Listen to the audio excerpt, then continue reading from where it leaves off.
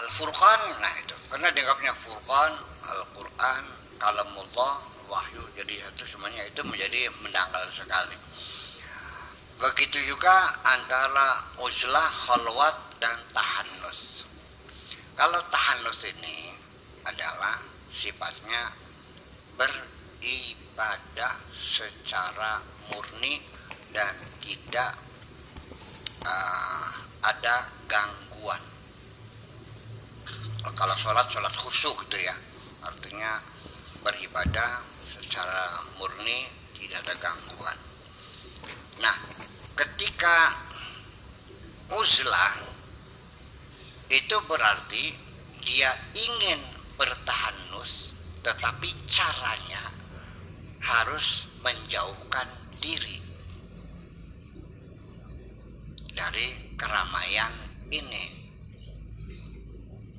Ya kan begitu?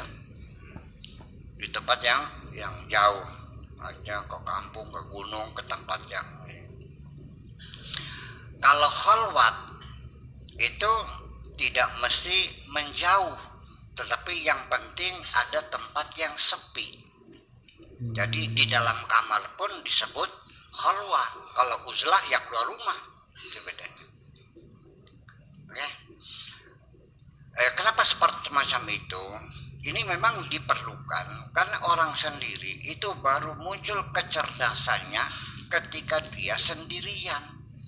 Kalau sedang di tengah banyak orang, dia akan turun kecerdasannya dengan kecerdasan standar. Profesor, doktor, di tengah orang goblok jadi goblok. Begitu ada seseorang melempar gereja sambil takbir, dia pun ikut takbir juga. Wow, apa ikut ngelemparin juga? Kemana profesornya ini? Jelas bahwa kebodohan itu penyakit penular.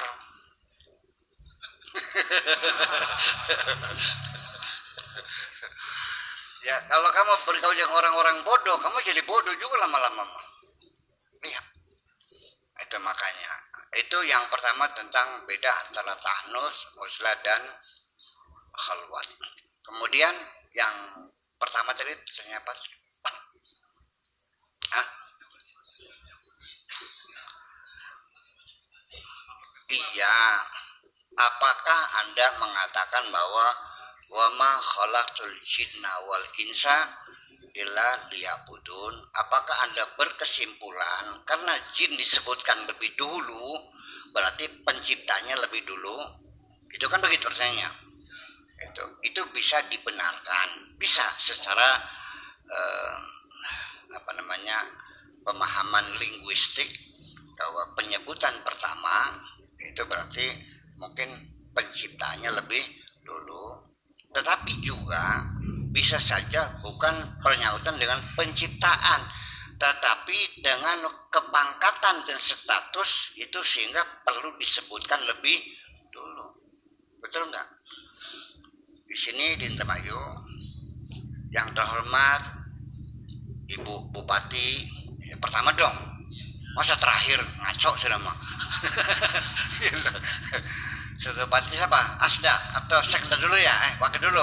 Wakil Bupati, Sekda, terus Asda, kan begitu sampai Kadis, apa lagi?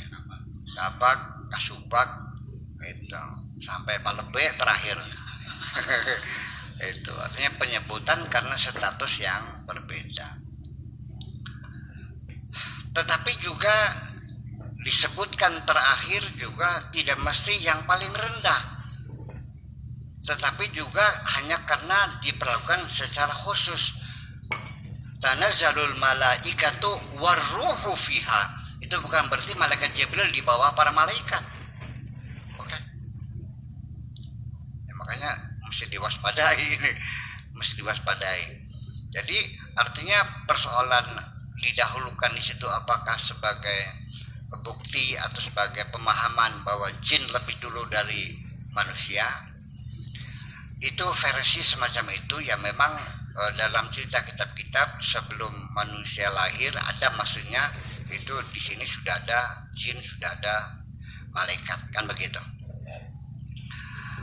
Tetapi bahwa Nur Muhammad itu sendiri adalah mendahului dari penciptaan alam semesta.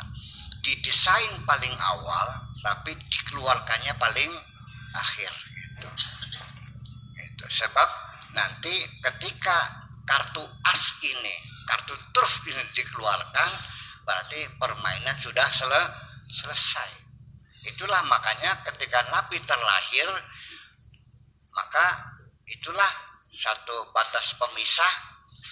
Setelah Nabi Muhammad tampil, setelah beliau tidak lagi ada nabi-nabi lagi. Oke? Kenapa? Karena begitu Nabi lahir dan begitu pulang, umat manusia sudah disapih. Jangan lagi mengandalkan wahyu terus, sudah selesai. Kesananya dikawal dengan keilmuan. Makanya al-ulama warasatul anbiya, yang melanjutkan perjuangan Nabi adalah para saintis, para ilmuwan, bukan fuqaha ya.